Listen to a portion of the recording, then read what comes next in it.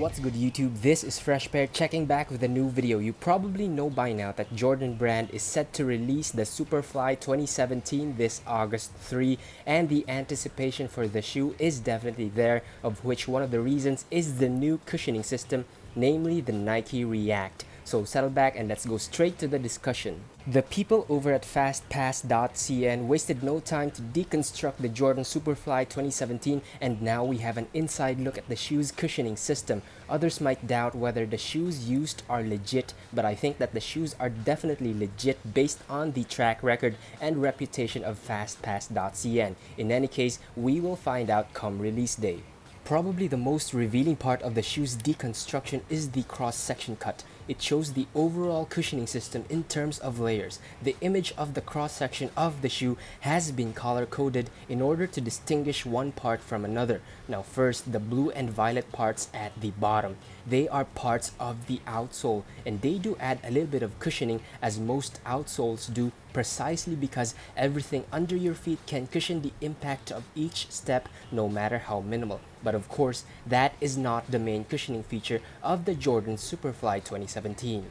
The main cushioning feature of the shoe is the Nike React, which is the yellow section in the color-coded photo. Observe that the React foam tapers. In other words, it starts off thick at the heel and midfoot and then thins out towards the toe area. This is normal. It is a common setup among foam cushioning, and it is designed that way because the heel is where impact is greatest. The drop at the forefoot is also designed for improved court feel at the front, plus enhanced push-offs when your step glides from the heel to the toe area. But that is not all.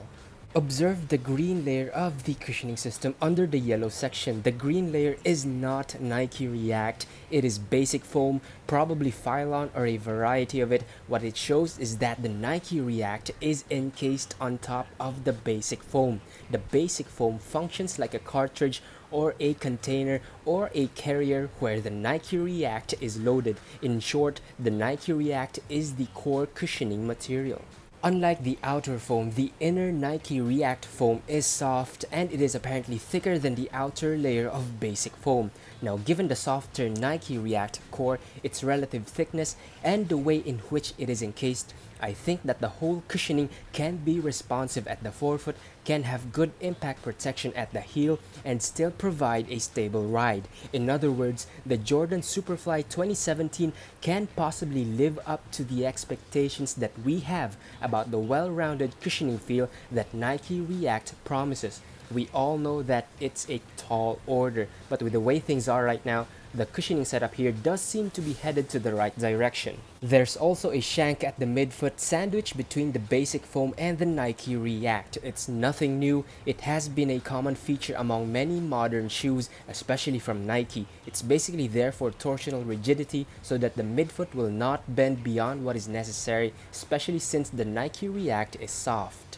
There's also a removable insole sitting atop the standard Strobel board with what looks like pour-on material. The insole itself is about 4.58mm, but that's not much of a game changer. After all, the insole looks like your standard EVA foam that does not look too promising in terms of durability. It's there mainly for step-in comfort and not for sustained cushioning during hard foot strikes, whether at the heel or forefoot. Interestingly, the Nike React Hyperdunk 2017 Flyknit uses the same cushioning setup, so that means that the feel of the cushioning in the Jordan Super.Fly 2017 will be almost the same as the one in the Hyperdunk 2017.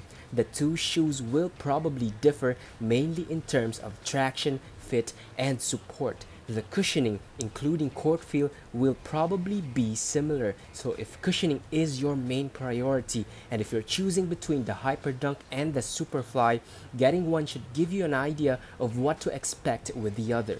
My only concern with the cushioning is whether it will last long. We can't confirm yet how long before the Nike React bottoms out, but my guess is that it won't probably thin out as fast as Lunar Lawn does. On the other hand, it probably won't last as long as Phylon does. I suppose Nike React is somewhere between Lunar Lawn and Phylon in terms of durability.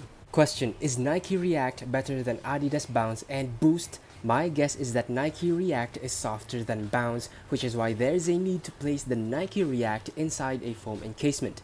Nike React is probably even softer than Boost, which is why Nike React is probably unstable on its own. But this does not necessarily mean that Nike React is better. We will have to find out for ourselves, so stay tuned. That's it for today. Do let me know your thoughts about the cushioning of the Jordan Super.Fly 2017 as well as your thoughts about the Nike React. Post them up in the comments section, and while you're at it, do subscribe to my YouTube channel for more videos, like my Facebook page as well. It's new and I'll be posting more stuff there. Follow me on Instagram for regular updates, check my blog as well for more info. All the links you need are posted in the description box of this video. This is Fresh Pair signing out for today. Thanks for watching. Peace!